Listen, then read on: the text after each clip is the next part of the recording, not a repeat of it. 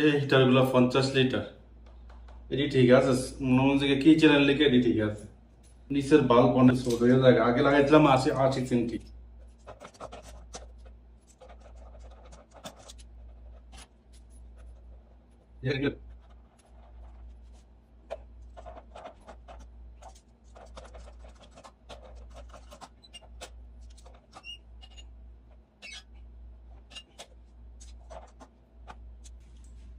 এইটা একটা মাস্টার কি, এইটা সারা কোনো কাম আমার মনে হচ্ছে প্লাম্বিং এর কাম করলে এটা যদি না থাকে তাহলে মনে হচ্ছে আমি অসহায়।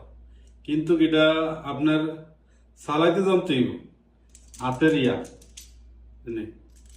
এই যে এইভাবে ধরতেইব, দুইটা দুইটা চালাই দিব। এটা দিলাম সুইটটা জায়গা বুঝছেন, বড় ছোট সব করুন যায় হাতের মধ্যে সুন্দর। এটা আবার এই যে দেন দাত্রী, যে কোনো জিনিস টাইট হইলেও কামড় দিয়ে খুঁজা লাগে আইবি আর কি। এটা এই দেশে লাইক হয় আর কি।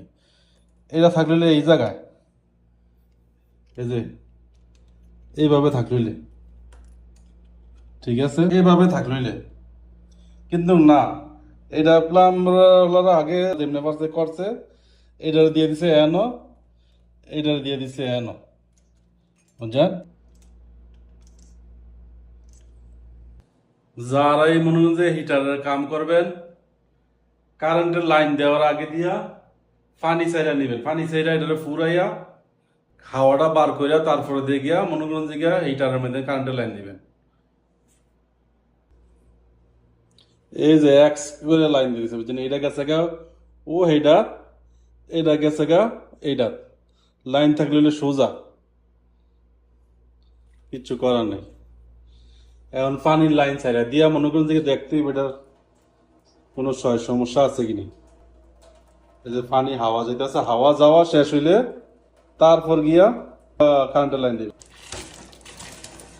দেখুন হাওয়া বাড়িতে আছে, হাওয়া কমপ্লিট ক্লিয়ার হইতে আপনার 10-15 মিনিট লাগবে এটা ফুল হইতে, ঠিক আছে? এই টাঙ্কিটা ফুল হইতে 10-15 মিনিট লাগবে। 10-15 মিনিটের মধ্যে যদি পানি ফুল হইয়া যখন এদিক দিয়া আপনার ক্লিয়ার পানি এলো, কোনো হাওয়াই তো না, তখন গিয়া এই যে পানি আসা গেছে দেখেন।